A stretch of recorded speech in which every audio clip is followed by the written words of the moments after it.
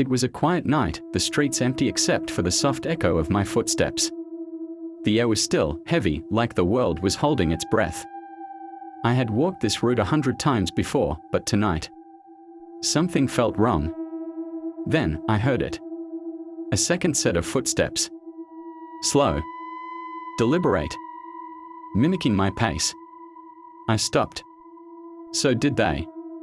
I turned, my breath catching in my throat. A figure stood beneath the streetlight, tall. Distorted, its face lost in the shadows. It didn't move. It just stood there, watching. I forced myself forward, my steps quicker now. My heart pounded. I glanced back. It was closer. Panic surged through me. I ran. The streetlights flickered as I turned the corner. My house was in sight. I reached the door, fumbling with my keys, hands shaking. I looked back one last time. Nothing was there. But somehow, I knew it was still watching.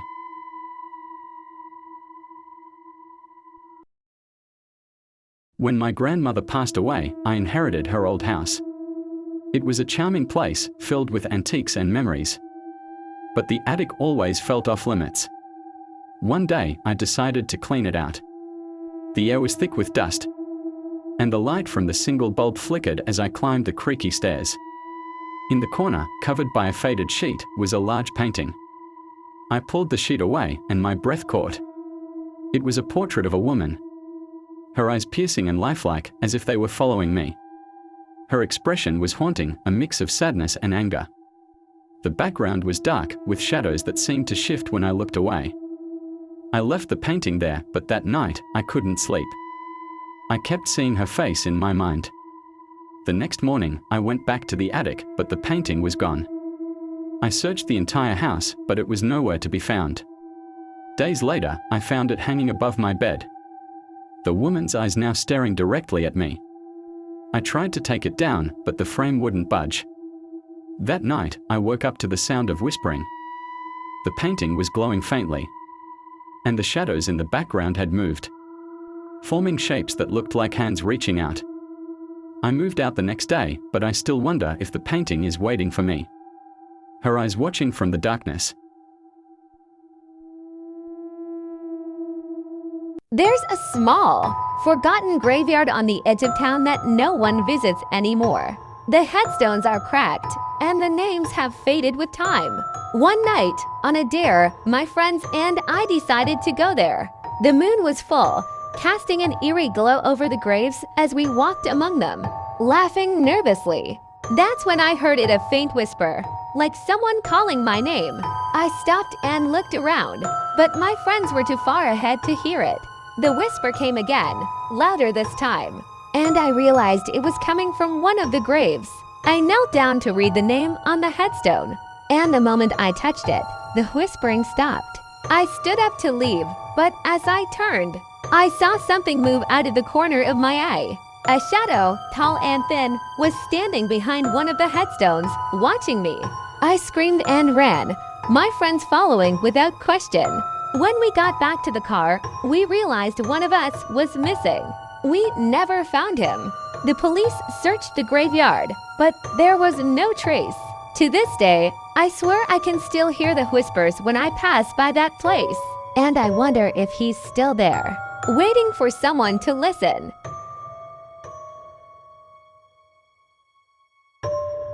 It was a cold October night when I decided to explore the abandoned asylum on the outskirts of town. My friends had dared me to spend an hour inside, and I wasn't one to back down from a challenge. The building loomed ahead, its broken windows like hollow eyes staring into the void. I stepped inside, the air thick with the scent of decay and rust. My flashlight flickered as I moved deeper into the hallways. The walls lined with peeling paint and graffiti. I found myself in what must have been the patient ward. The beds were overturned, and the mattresses were stained with something dark.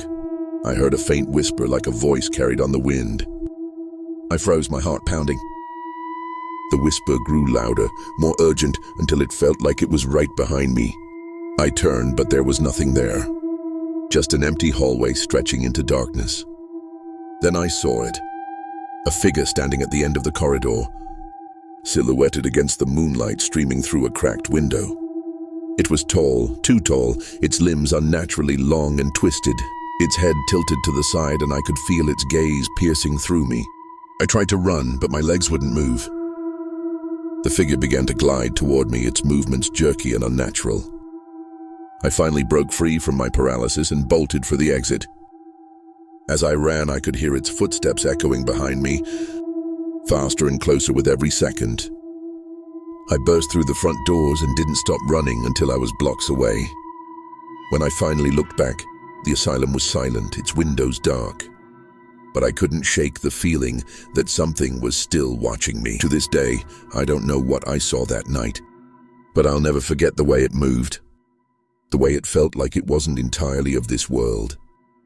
And sometimes when I'm alone in the dark, I swear I can still hear that whisper.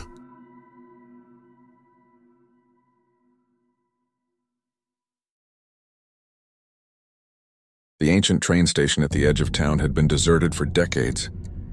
Its decaying tracks and crumbling platforms stood as relics of a forgotten era. But tales circulated, whispers of a ghost train that roared through the night, carrying only shadows instead of passengers.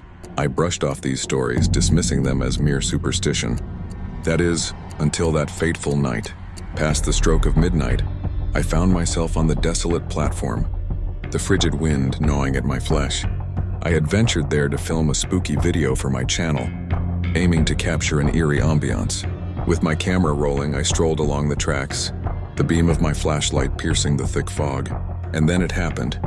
A mournful whistle pierced the silence, reverberating through the valley. A chill ran down my spine. The earth quivered beneath my feet, and I turned to witness a train materialize from the mist. Its blinding headlight contrasted with the darkness that cloaked the rest of the locomotive. The train cars were dilapidated, their windows shattered, yet they glided effortlessly along the tracks, propelled by an unseen force. I staggered backward, my camera capturing every spine-tingling moment. As the train halted right before me, with a creak, the doors swung open, and a voice, deep and ominous, resonated from within. "Get in." Frozen in terror, I was paralyzed, my breath caught in my throat. The air grew thick, an invisible grip seizing my arm and dragging me toward the gaping doorway. I resisted, but the unseen power was overwhelming. Just as my foot hovered over the threshold, the train screeched deafeningly, the doors slamming shut. In an instant, the train vanished into the fog, leaving me stranded on the platform, trembling and gasping for air. Upon reviewing the footage later, I discovered it. A ghastly visage peering through one of the shattered windows, its pallid features contorted, eyes vacant and endless. The voice echoed once more, repeating its chilling command. "Get in." I vowed never to return to that station. Yet on nights when the wind whispers just so, the haunting whistle echoes in the distance, and I am certain it awaits my return.